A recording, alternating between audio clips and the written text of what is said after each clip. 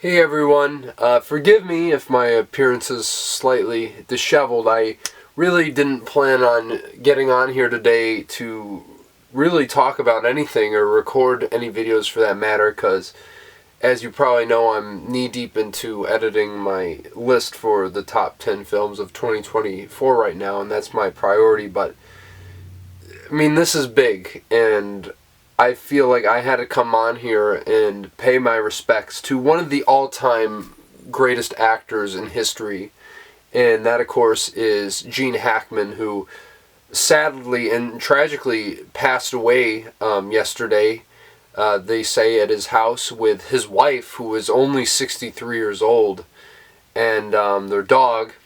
And, you know, you could definitely say that he had such a legendary and iconic career. He lived such a long life, 95 years old.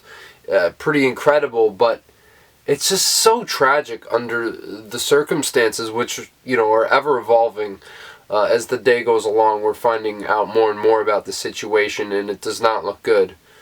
But it is sad to think that, maybe he could have lived another 2 years. I mean, yet again, we still need to find out, and I'm not here to speculate on that at all, but I think regardless, it is safe to say that this guy, two-time Academy Award-winning actor, was a leading man, untypically, for, I'd say, over 30 years, or probably closer to 50 years.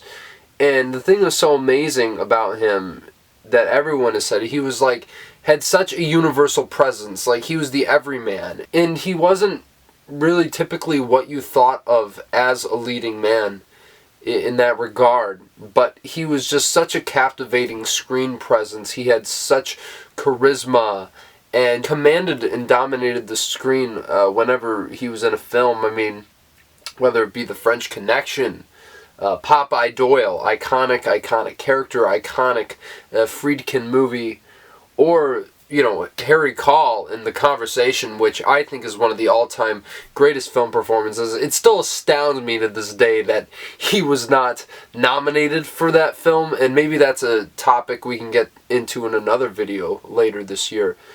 But this guy, every single movie he was in, you knew that he was going to deliver, whether it be something that's not quite as of quality as some of the best projects he was in. This guy was just one of the most consistent actors ever. I really do think that it's hard to make an argument against that. And to me, one of my top 20 favorite actors in history. I mean, there's no denying just how great he was on screen throughout all the years of his career. In 20 years onwards after his retirement, you can tell that his legacy has really been cemented, and people are still watching his films to this day. I mean, it is just a terrible loss. This year has been fucking horrible.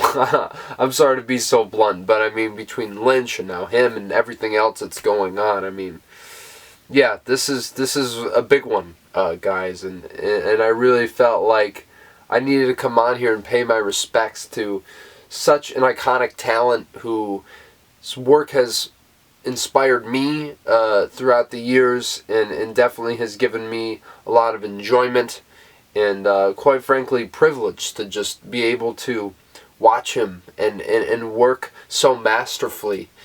Yeah, Gene Hackman, one of the all-time greats. I don't really get on here and do this too often. I think the last time I did this was when Harry Belafonte died, and that was almost 2 years ago. So, really I knew that I had to come on here and talk about Gene Hackman, because, I mean, it's hard to imagine a world without him. I mean, he's been around for so long, but once again, the circumstances around which we are talking about this, it really does make it kind of upsetting. And yeah, just some terrible, terrible news today, but he will always remain in our hearts and on the screen forever. He's basically immortalized now, and there's no taking away from the great body of work that he had accrued over his lifetime. And rest in peace, Gene Hackman, my thoughts and prayers go out to your family and your loved ones.